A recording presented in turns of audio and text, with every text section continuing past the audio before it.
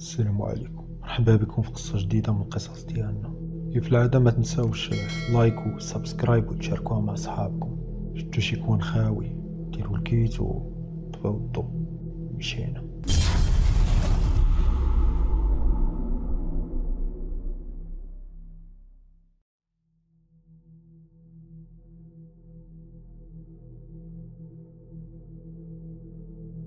كل واحد فينا عنده واحد النسبة ديال الفضول.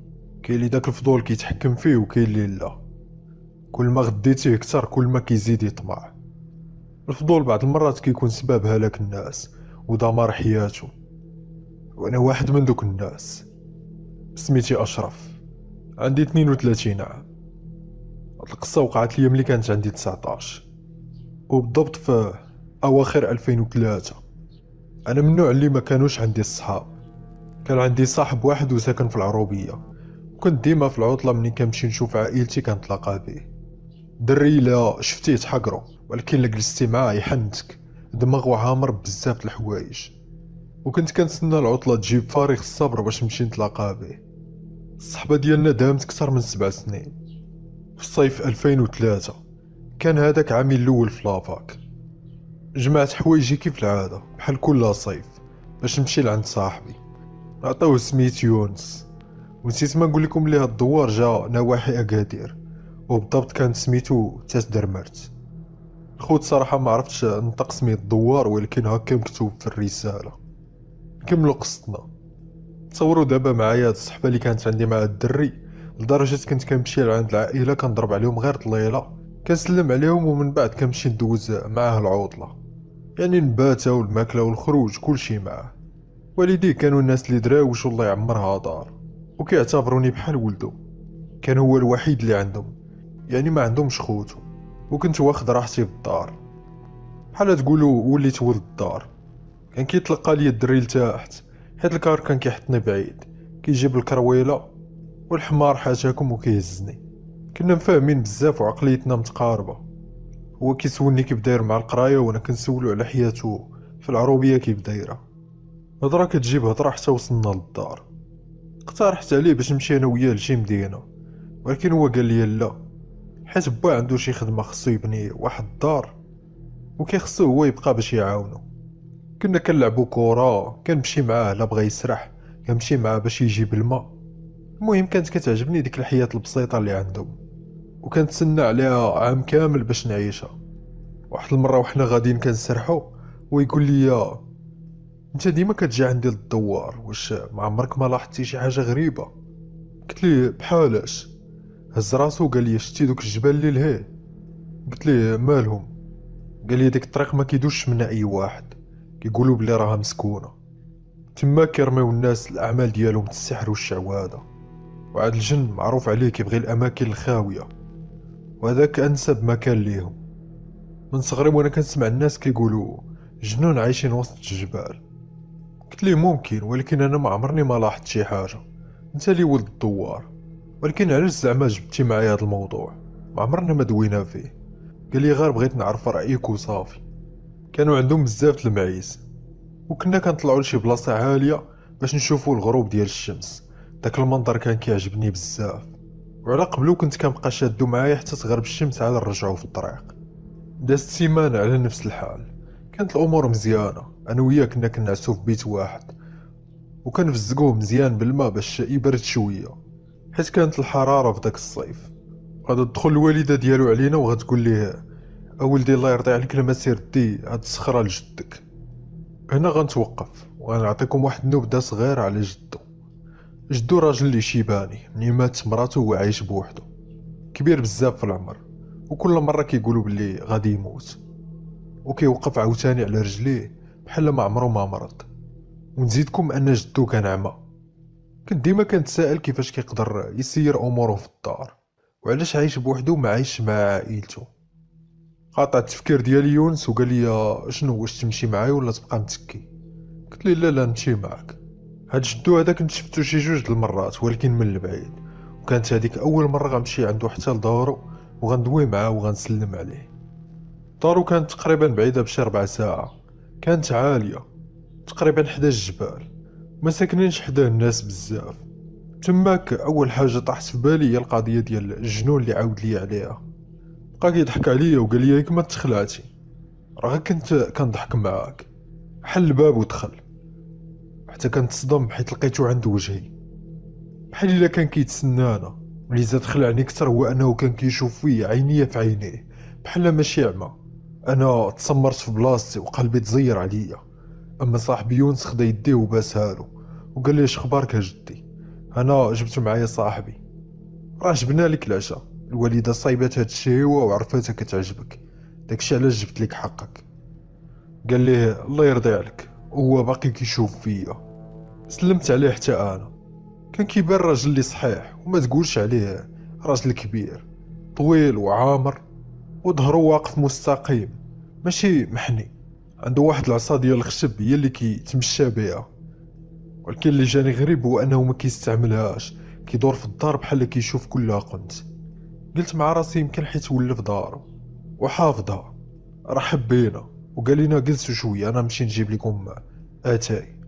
قلت ليونس اتاي في هاد الليل؟ قال لي صافي جلس واسكت، راه هو كيبغي اللي يونسو. صافي جينا لعندو خلينا نديرو معاه شويه الخاطر وغنمشيو في حالنا. قلت لي صافي واخا ماشي مشكل. وحنا هكاك داويين كنهز راسي حتى كتبان ليا بحال واحد السده صغيره مبنيه كلها بالطين وكانوا فيها بزاف الكتوبه. تعجبت ووقفت. قال لي يونس مالك؟ قلت لي واش عايش شي واحد مع جدك؟ قال لي لا عايش بوحدو، راني قلت لك هادشي. قلت لي ولكن علاش عنده هاد الكتوبه كاملين؟ كيفاش كيقراهم وهو اعمى؟ قال لي وصافي ما تسولنيش يا صاحبي، ما عرفتش منين وعيت على راسي هو هكا. يمكن كانوا عنده شحال هادي وبقاو عنده. الحركات ديال داك الراجل ما فهمتش فيهم والو، لدرجه انا اللي دري صغير وما قدرش نتمشى في حاله. كان كيمشي بحال شي واحد عنده 18 عام، ماشي راجل مسن فايت 80 عام. هاز الصينيه اتاي وكيتمشى بزربه حتى وصل لعندنا وحطها. بغا يونس ينوض باش يعاونو وقال لي غير خليك. كانت حاسه السمع عنده حاده لدرجه الا هضرت انا غير بشويه مع يونس كيشوف فينا. هضرتو كانت قليله وغريبه في نفس الوقت. مثلا تقدر انت تهضر بزاف حتى تشحب وهو يقول لك كلمه ولا جوج. وحنا هكا جالسين كنشربوا اتاي حتى كنسمعوا شي حاجه كتحرك في الدار، حاجه اللي غريبه وصراحه خلعاتني. كنقول يونس واش سمعتي هادشي؟ كيقول لي لا لا ما كاين والو، راك غير كتخايل. شربنا داك اتاي. قال لي جدي راه خاصك تنعس دابا راه مشى الحال. قال لي لا انا مازال ما غنعش، خاصني ندخل الحمام، بغيت ندوش. كانوا معروفين دوك الحماحم ديال العروبيه كيكونوا صغار مبنيين بالياجور والطين وكيسخنوا بالعواد. ناض يونس قال لي جدي راه قلت لك حتى الغدا ونجيب لك العواد. قال لي لا لا هما العواد كاينين. قال لي ولكن منين جاوك؟ ياك انا اللي كنجيبهم ليك. ما جاوبوش. يونس استغرب بزاف، مشى معاه باش يسخن ليه الحمام. اما انا بقيت بوحدي في داك البيت وبدا دماغي كيخدم وكيوسوس ليا. اول حاجه طاحت في بالي هي دوك الكتوبه اللي فوق مني. وقفت وبديت كنتجبد حيت انا كنت قصير بالمقارنه بجد يونس اللي كان طويل وعاد كان معلي ديك السده. وصلت لواحد في دوك الكتوبه اللي تحطات عليه يدي جريته. ملي بغيت نجرو بحال شي حاجه شداتني، ما عرفتش كيفاش نوصف لكم ولكن بحال يدي ماتت عليا لدرجه الكتاب طاح من يدي. مع جيت نهزو غندور حتى كنلقى جد يونس عند وجهي. الراجل عنده واحد الهيبه في شكل ما كايناش في كاع الناس. وعاوتاني جات عينيا في عينيه، ما يمكنش كنقول هذا راه كيشوف غير دايرها بالعاني. نطق بداك الصوت الغليظ ديالو وقال لي ياك لاباس، وحسيت بيه بحال معصب. انا وقفت ومبغيتش نهز الكتاب، قلت لي والو غير تعكلت مع الكرسي منين بغيت نوض. قال لي جلس خليك في بلاصتك ما عندك فين تنوض، هو يونس دابا غيجي لعندك. ملي شفت القضيه هكاك صافي رجعت جلست بلاصتي وقلت راه بصح عمام اللي ما شافش الكتاب طايح في الارض. خليته حتى مشى عاد هزيت داك الكتاب. كتاب كيبان قديم، الغلاف ديالو ما فيه حتى شي عنوان، ورقو كيبانو قرابين يتقطعوا. حليت الصفحه الاولى كتبان ليا واحد الكلمه ديال تيروحانين، ومن هاد الكلمه غتعرفوا بلي الكتاب امازيغي يعني مكتوب بالشلحه. وبحكم انني كنت ساكن في اكادير اصلا كنت كنفهم الشلحه، يعني ما غلقاش مشكل في القرايه.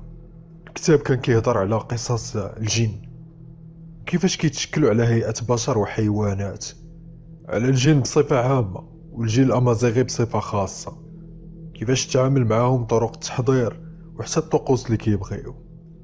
انا كندوز بزربه الصفحات وخايف ولا يتقطع. الداخل ديال الكتاب كانوا صور ديال الجن مرسومين باليد بالهيئه اللي شافهم بها الكاتب. ما عرفتش بالضبط واش هذيك صورهم الحقيقيه اولا لا، ولكن صراحه راهم كانوا كيخلعوا. في ديك اللحظه غنسمع صوت تقرقيب ويونس جاي، خبيت داك الكتاب تحت من حوايجي. قال لي يلا يلا نمشيو، هاد جدي غادي يحمقني، راه دار كلشي لراسو، ما محتاجش ليا اصلا نعاونو، واخا هكاك بغا يشدني معاه. قلت لي وهادو هما الناس الكبار ما ديش عليه. خرجنا وسدينا الباب وتمينا غاديين. في ديك اللحظه ملي خرجت من الدار وليت كنحس بشي واحد معايا، يعني من غير يونس صاحبي، والاصوات تخلطوا عليا. وليت كنسمع صاحبي بعيد بحال ماشي حدايا، غادي في الطريق وخايف وكنترعد. ما عرفتش علاش داك الشعور ديال الخوف جاني. كنت خايف من جنابي، كنشوف على اليمين واليسار ويونس كيقول لي قول لي مالك. كنقول ليه والو صاحبي، فوقاش غنوصلوا مال الطريق بعادت. شويه حتى كنبدا نسمع واحد الحركه مورايا، وبالضبط اخويا بحال صوت العود، صوت العود وهو كيجري. كنت كنحس بالارض كتهز تحت مني ومبقيتش غادي نيشان، كنحس براسي مايل. يونس حتى هو تخلع، حتى هو سمع نفس الصوت، كيقول لي شحال وانا كنجي لعند جدي ما عمر ما طرا معايا هكا. وداك الصوت كانت بلاصتو كتبدل، مره كنسمعوه اللور مره كنسمعوه قدامنا. شديناها بجريه وحده انا ويونس حتى وصلنا للدار كنهجو. قال لي ناري اخويا هادشي راه خلاني، ما عمرو ما وقع. قلت لي صافي المهم دابا وصلنا بخير، دخل نعسو. اول حاجه درت مشيت خبيت داك الكتاب بين حوايجي ورجعت تكيت حدا يونس. طحنا ونعسنا نيشان حيت كنا عيانين بزاف، واصلا الناس العروبيه كينعسو بكري. كنت متكي وناعس، ما وعدتش براسي حتى تهزيت وجلست بحال شي واحد اللي نوضني وجلسني. 3 المرات وهي كطرى معايا في ديك الليله، والمره الاخرى عينيا تحلوا بوحدهم وشفت العجب بحال واحد الراجل قصيور قرع وعنده الشعر غير في الجناب، هو اللي كان كيجلسني ومن بعد خرج كيجري. عرفتي مع الصدمه مع الغوته ديالي. يونس حدايا كيقول لي بسم الله عليك، كيخوي عليا الماء وكيقول لي شنو واقع. وانا كلي كنترعد، كنقول لي راه شفت راه شي واحد دخل علينا. كيقول لي رجوع لا راه ما كاين حتى شي واحد. بغيت نسكت حتى ناض قلب الدار كامله وقال لي راه ما كاين والو. بقى جالس معايا حتى طلع النهار، وتماك عاد نعست وهو خرج باش يقضي الاغراض ديالو. با كان بدا في البني وكان كيمشي يعاونو. موالف كنمشي معاه، ولكن داك الصباح صبحت عيان وما قديتش. حشمت من الوالده ديالو ملي يلاه فقت، وقالت لي دوز فطر ولدي. فطرت وخرجت تبعته. لقيتو خدام مع باه وعاونتو حتى انا. بدا كيسولني على ليله البارح وشنو اللي وقع. وقلت ليه راه شفت واحد الراجل قصيور تكون فيه متر وما كاملاش، وجهه كان كيخلع، كان كينوضني وكيمشي كيجري. قال لي وا صاحبي راه كنتي غير كتحلم، يمكن درتي بالك مع داكشي اللي قلت ليك. قلت ليه واش انا حمق؟ ياك ديما كنبات معاك، عمرني فقت كنغوت في الليل. صافي سمعنا باه كيعيط وبدلنا الموضوع ومشينا كنكملو في الخدمه. دازت 3 ايام، وفي ديك 3 ايام ما وقعت حتى شي حاجه اللي غريبه. كنت كنعس مرتاح حتى الليله اللي غنجبد فيها داك الكتاب. ديك الليله بالضبط ما كنتش بايت عند يونس في دارهم، ولكن كانوا عرضوني الناس اللي من العائله واللي ساكنين في نفس الدوار. طلبوني باش نمشي نتعشى معاهم وحصروني كاع باش نبات، واصلا ما كنتش قادر نرجع في داك الليل. عطاوني بيت جلست فيه بوحدي، شعلت واحد الشميعه وجبت داك الكتاب. المهم داك الكتاب بصفه عامه كان كيذكر انواع الجن سواء اناث ولا ذكور، وكيف ما قلت لكم بالضبط النوع الامازيغي. عندهم اسماء بحال تولزيمت، تيغرت، تاقضيت، واسماء اخرى. كل جن وفين كيخرج ليك والموطن ديالو وفين كيسكن. المهم عجبني داكشي، واخا خوفوني الصراحه الرسومات اللي كانوا، ولكن الكتاب كان كيحمسك وكيدخلك في شي عوالم غامضه وغريبه. وانا هكاك اخويا كنقرا حتى شي حاجه نقزات فوق مني من اليمين لليسار. كانت عباره على كتله كحله مشوهه مخيطه، ما عرفتش كيفاش نوصف ليك، بحال شي كره كحله وكبيره بزاف وخارج منها الشعر. وانا متاكد وما كنتش كنتخايل، وكنقول لك هادشي راني شفتو وانا فايق وحال العينيه وباقي كنقرا في الكتاب. وكنت كنحس بواحد الضغط كبير على كتافي، بحال شي حاجه متقله عليا. تماك صافي سديت الكتاب حيت تخلعت ونضت باش نعس. كاع دوك الجن اللي قريت عليهم وشفت تصاورهم حلمت بيهم اخويا، جاو حتى لعندي وداروا بيا، وبنفس الشكل اللي شفتهم به. كانوا الصراحه كلمه الخلعه قليله في حقهم. الغد لي صبحت مريض بزاف، ما قادرش نوض من الفراش، كنحس بيديا ورجليا مربوطين عليا بحال شي حاجه قاجاني من عنقي واخا ما كنشوف والو. يونس جا باش يشوفني وقال لي صافي يلا معايا للدار، يمكن مرتاحيتيش هنايا. قلت لي عندك الحق نمشيو. كنت كنخلي يونس حتى كينعس، كنجبد داك الكتاب وكنبدا نقرا فيه، وفي كل مره كنت كنقرا كيزيد داكشي يتمجهد عليا وكنزيد نغرق معاه. ما كنتش عارف بلي داك الكتاب هو اللي غيخليني عرضه ليهم. المشكل ما كنتش قادر نحبس فضولي، كنت باغي نعرف اكثر وما كرهتش كاع نرجع لديك الدار ديال جدو وناخد كتاب اخر. واحد المره يونس كان مريض، كانت ضرباتو الشمس وطاح عيان ما قادرش ينوض، وحتى باه كان يلاه رجع وعيان من الخدمه. الوالده ديالو ما لقات معاه من صيفط الماكله يعني العشاء لبواها اللي هو جد يونس، وقالت لي الله يرضي عليك ولدي واش تقدر تمشي نتايا راك عاقل على الطريق. انا واخا خايف ولكن حشمت وما عرفت ما نقول ليها، وقلت لها صافي واخا. غادي والطريق كلها وانا كنشوف مورايا، كنت من داك النوع اللي كيخاف ما كيحشم. وانا غادي في ديك الطريق درت على اليسار على غفله، كنشوف بالجنب ديال عيني واحد الراجل طويل وداير القب، والملامح ديالو ما باينينش بحال ممسوحين، بان داغي وغبر تقريبا في 3 ديال الثواني. شويه ويا تجيني واحد الحجره من اللور، ما عرفتش شكون اللي يشير بها، وانا متاكد بلي ما كاينينش الدراري الصغار ولا الناس في ديك البلاصه، وحتى الا كانوا ما يمكنش يشيروا عليا بحجره. ركبني الرعب، بديت كنقرا في ايه الكرسي حتى وصلت دقيت عليه وحل ليا، وتصدمت ملي لقيت كتاب في يديه، كان حالو فحال كان كيقرا فيه. قال لي شكون انت؟ شنو بغيتي عندي في هذا الوقت؟ قلت لي انا راه جيت في بلاصه يونس، انا هو صاحبو اللي جيت مع ديك المره، راه هو مرض وما قدرش يجي لعندك، وانا جبت لك في بلاصتو العشاء. كنقول هاد الهضره وعيني على الكتاب اللي في يديه، يدي بداو كيترعدوا، تخلعت منه بزاف، طاح في بالي 1000 سؤال ولكن ما قدرتش نسولو. وشويه حتى بديت كنسمع صوت النساء والرجال جاي من الداخل، بغيت ندخل ولكن ما خلانيش، وقال لي صافي عطيتيني العشاء سير راه يظلم عليك الحال. وقرا القران في الطريق، حسيت بيه بحال اللي كيلمح ليا لشي حاجه. ديك الهضره ديالو بقات كتعاود ليا في دماغي. صافي وليت انا اللي كنخدم في بلاصه يونس حيت كان مريض، غير بيد ما يبرا شويه. واخا هو ما كانش كيخليني ولكن كنت كنقول له خاصني ضروري نعاونك، حيت حشمت من باه كيضرب اصلا تماره على برا، وما بغيتش نخليه يمشي يسقي الماء يسرح البهايم. ملي كنكون بوحدي وانا غادي في الطريق كانوا كيطراو معايا شي حوايج غراب. بعد هذيك القضيه ديال انا غادي والزايد معايا وليت مولفه، بحال كيتمشى معايا في الطريق. واحد الحاجه غريبه طرات ليا، واحد المره وانا غادي سارح البهايم اولا المعيز كانوا غاديين قدامي عادي، شويه حتى داروا كاملين لجهتي وبقاو كيشوفوا فيا. شحال هما واقفين وكيشوفوا فيا واخا كنشير عليهم بالعصا، لدرجه كنت غنهرب ونخليهم. كانوا كيبغيو يهربوا ليا لجهه الجبال، وانا كنتفكر الهضره ديال يونس باللي ديك البلايص مسكونين. كنت كندي معايا حتى داك الكتاب ملي كنكون خارج وكنكمل القرايه فيه.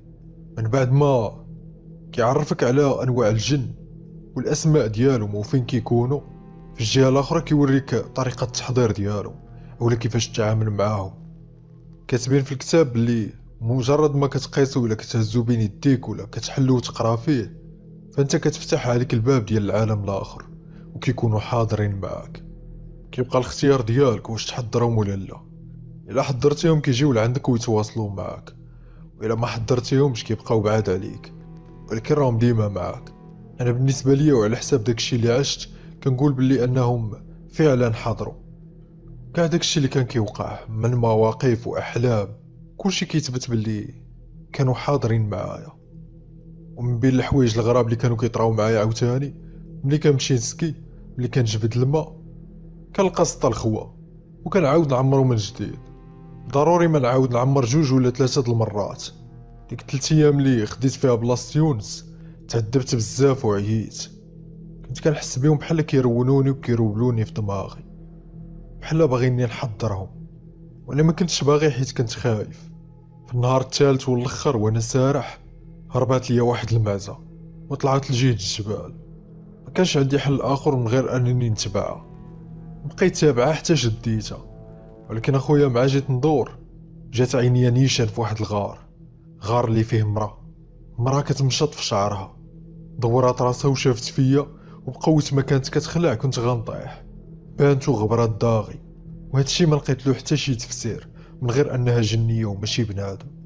يونس ديك الايام صافي ناض ورجع للخدمه ديالو، اما انا كنت عييت بزاف، وليت كنصبح ناعس. اصلا ما كان بقى ليا والو تسالي العطله، وكنت باغي نرتاح شويه. ولاو كيوقعوا معايا عاوتاني شي حوايج في النعاس، بحال كنكون ناعس كيجي شي حد يفيقني، كينوضني، كيجر عليا الغطا، كيشدني من رجلي، كل مره وشنو. حتى لواحد النهار فين يونس غادي يحصل عندي داك الكتاب ويقول لي منين جاك هذا. ما عرفت ما نقول ليه، وبحكم انني ما كنقدرش نكذب عليه قلت ليه بلي خديته من دار جدو. قلت ليه غير باش نتلاها شويه. قال لي لا صاحبي، جدي راه ما كيبغيش لي يهز لي حاجته. قلت ليه اجي بعدا نسولك، ما عمرك ما قلتي ليا كيفاش جدك عمى؟ ياك على حساب ما سمعت وعرفت بلي هو ما تزادش هكاك. قال لي واش غنقول لك، ما عندي ما نخبي عليك. جدي كان انسان اللي روحاني بزاف، وكان ديما كيامن بالجن والعفاريت، وكيقول بلي ساكنين معانا. كان كيحاول يتواصل معاهم باي طريقه. داكشي علاش معظم الكتوبه اللي عنده غتلقاهم كيهضروا غير على هادشي. كيقدر كاع يرقي الناس ويعالجو ويشخص الحاله ديالو، ولا متمكن حتى في السحر الابيض كيدير الجلب للناس والمحبه والقبول بيناتهم. ولكن من بعد ولا في شكل ديما كان كيجري على جده باش تجي لعندنا، وهو كيبغي يبقى بوحدو في الدار. كان ديما كيمرض وينوض، حتى كنقولو غيموت، ما كنفهموش السبب، وصدقات جده هي اللي سبقاتو. اما بالنسبه لعينيه، فواحد المره كانت جات عنده واحد المراه، الحاله ديالها صعيبه وكل شي حار فيها، حتى شي واحد ما قدر يعاونها. كان عندها واحد النوع من الجن سفلي ومتمرد بزاف وكيعذب مولاه، وملي مسكين بغا يحيدو منها تآذى في عينيه. هادشي اللي كاين، وهادشي اللي عاودات ليا الوالده. وعاد هو كان ديما كيجلس في الظلام وكيقولك بلي الظلام كيعمي بنادم. المهم اخويا خلينا نتحركوا باش ردوا لي الكتاب، وراه ما خصوش يعرف بلي هزيتينو حيت غيتعصب بزاف. قلت ليه صافي كون هاني. هي ديك الليله نيت هزينا الماكله ومشينا لعندو. اتفقت مع يونس باش هو غيدخل ويلاهي جدو وانا غنمشي نرجع الكتاب، ولكن تما غتوقع واحد الحاجه اللي غادا تصدمني انا وياه. كان واقف كيهضر معاه وانا تسلت لداك البيت باش نحط الكتاب شويه، حتى خلى يونس وجا لعندي. يونس عيا ما يحاول يلاهيه ولكن ما بغاش، ودخل عندي وقال لي اش داك لكتوبتي. عرفتي راه تماك تصدمت، رجليا تشلو، كنقول واش هذا عمى ولا كيشوف ولا دايرها بالعاني. حتى يونس تشوكا، قال لي شوف انت اولا راه جاك مس والهاله ديالك تخترقات بسبب داكشي اللي درتي والكتاب اللي هزيتي. انا كنت عارفك خديتيه وكنت عارفك غترجعو، داكشي علاش ميكت عليك. دابا غتكي على كرشك وخليني نعالجك. ما زدتش مع الهضره ودرت داكشي اللي قال. وصى يونس باش يمشي يجيب له شي حوايج من الكوزينه، شي حوايج اللي غيحتاجهم وهو كيعالجني. حط يدو على ظهري في الصفيحه ديال ظهري وبدا كيكتب ليا شي حاجه. كنت كنحس بحال شي تيار ديال الهوا دايز ليا من ودنيا كيصفرو، والحمي بدا كيسخن بزاف. ديك الحطه ديال يدو اللي حطها عليا كنت كنحس بها ثقيله بحال فيها شحال من كيلو. بقينا هكاك شي نص ساعه هو كيخلط المكونات وكيقرا شي حاجه في نفسه. من بعد شد ليا الابهام ديال يدي اليسريه وورك عليه لدرجه غوت بواحد الصوت اللي ماشي صوتي، صوت نسائي. يونس تخلع وخرج من البيت، ما قدرش يشوفني بديك الحاله. ملي سالا حسيت بواحد الهدوء في شكل بحال ترخيت، لدرجه بقيت ناعس في بلاصتي وما قدرتش نوض. يونس جا لعندي وقال لي يلا بلا ما نبرسطو جدي، ولكن قال لي غير خليه يبات هنا وبات حتى انت معاه الا بغيتو تسمعوا قصتي. ملي قال ديك الكلمه فرحت، واخيرا غنعرف هاد جدو هذا شكون هو وكيفاش عاش وشنو عاش. كان داير البلبوله ديال الشعير. المهم جلسنا في الطبله كناكلو وهو كيعاود لينا. هو من صغرو كان انسان اللي روحاني وزهري، عنده جميع العلامات، وهادشي معطي ليه كان كيشوفو من الصغر. كانوا ديما الجن كيوقفوا معاه وكيعاونوه. ولكن كيف قلت لكم الطمع والفضول ديال الانسان ما عندوش حدود، خلاه يبغي يزيد يتعرف على داكشي اللي عنده ويعرف ناس اللي بحالو يمكن كتر منه. تسلط عليه واحد الساحر ما عرفو منين خرج ليه، وكان كيوهمو باللي حتى هو زهري وعنده روحانيات وغادي يعاونو وغيفتح ليه الابواب. ولكن هو كانوا عنده غير الشياطين، وكان باغي يستغلو في داكشي ديالو. علمو السحر وعلمو طرق ديال التحضير، وكان كيقول لي بلي هاد الجن اللي غادي نتحضر راهم مسلمين وكيبغيو غير الخير. ولكن كان كيتفلى عليه وخلى عرضة للشياطين والمرادة باش يمارس عليه دوك الطقوس والتجارب ديالو. ما بقاش داك الشخص اللي اجتماعي، ولا غير موحدن وشاد الظلام، لدرجة نقص ليه الشوف. من بعد غادي يولي يتعامل مع جن اللي كبر منه، اللي قوي عليه وما يقدرش يتحكم فيه، وهادشي هو سببه في العمى. كان كيحسب له بلي كيدير الخير في الناس، ولكن كان كيدير الشر وكيأذيهم. وملي حاول يهرب منه بقى تابعه ودار ليه السحر. داك السحر كان كيخليه يتحكم فيه، وبقى شاد فيه سنين طويلة. قالك باللي لدرجة وصل للحماق، ولا كيشوفو معين باين جالسين معاه في الدار، ولا كيهضر مع الحوايج، حتى الجماد ولا كيبان له كيتحرك وكيهضر. اما البهايم وداك الشي راه حاجه اخرى عاوتاني. ومراتو ما قدراش تحمل هاد الشي وطلع ليها في راسها. داكشي علاش كانت ديما هاربه من الدار، حيت واحد المره مسكينه كانت كتشقى في الكوزينه وهي تخرج لها مرا من تحت الكوزينه وتقاست. بغى يعالجها ولكن ما خلاتوش، وبدات كتقول لي بلي انت سحار وانت سبابي. حتى الرقات ما فادوها في والو، بقات ديك الجنيه ملازمه حتى ماتت. من تماك جد يونس قرر باش يبقى بوحديتو، باش ما يتآذى حتى شي واحد. حتى الا جا عنده شي ضيف ما كيخليهش يفوت العتبه، وإلا دخل ما كيباتش. داك الساحر تبعو حتى للدوار، وكان باغيه مازال يخدم معاه. ملي مات داك السحار خلى لجد يونس دوك الكتوبه كاملين، وهو خداهم باش هكا ما يتآذى حتى شي واحد. من تماك مسكين هو كيعاني بسبب الخدام ديال الكتوبه اللي دخل عنده للدار.